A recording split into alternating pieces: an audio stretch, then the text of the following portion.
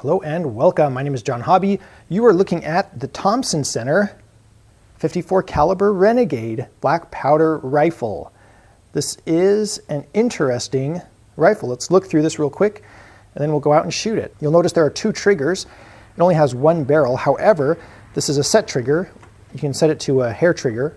So this forward trigger is the trigger that actually fires the gun, and this rear trigger is what sets the hair trigger. So obviously half cock, then you can cock it all the way back, cap and ball obviously, and then you can pull this rear trigger all the way back. It's a heavy pull, then it'll click, and then now this trigger is set to a hair trigger, so it will, with a really light pull, drop that hammer.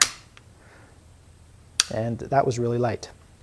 Anyway, so very interesting mechanism. I really like these. I think they're just a lot of fun, and that's what this channel is all about, having fun.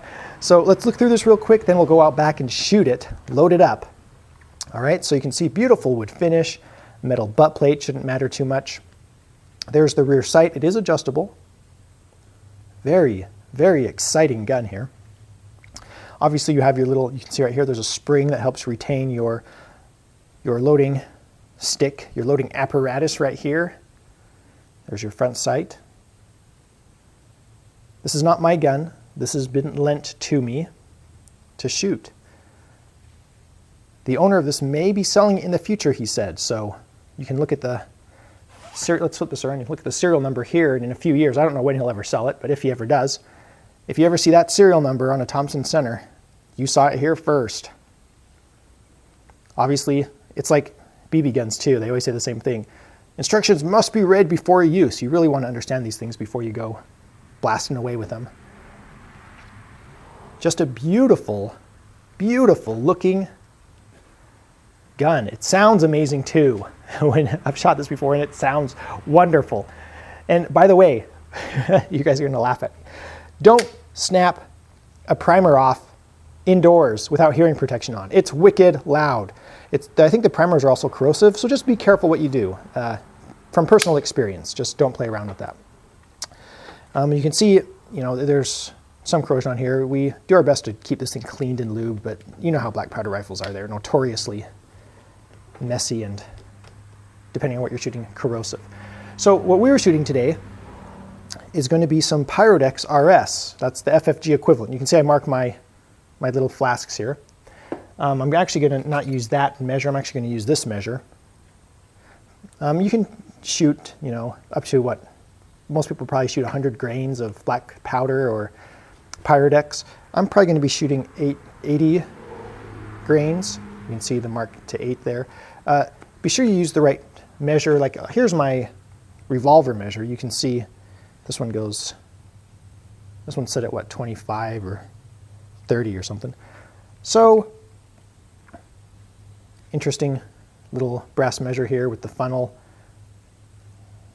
Anyway, just make sure you have the right supplies. Let me just go ahead and put them out here. So we have just a little, and you don't need much. I'm only going to shoot it a few times.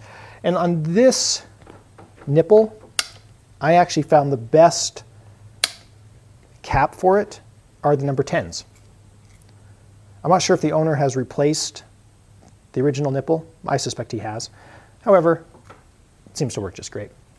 And we're going to be shooting 53, well, it's 54 caliber, but they're the .53 inch diameter lead round ball here. And we're going to be using some patches. Let me show you those too. This is just some Hornady black powder ball. And we just use these patches. These are, I think I have the labeling here. This is just from Cabela's. You can see it comes in 3 thicknesses, the .05, the .005, the .10, and the .01. Wow, I'm dyslexic today. And .02 diameter. Maybe I should have gone with the .02 because the .01, it's a little easy to load. However, it was hard enough. I'm confident it'll be fine. And here's some number 11 caps. That's irrelevant. I don't know why I rolled those in. And you need a ball starter. This is just a plastic one.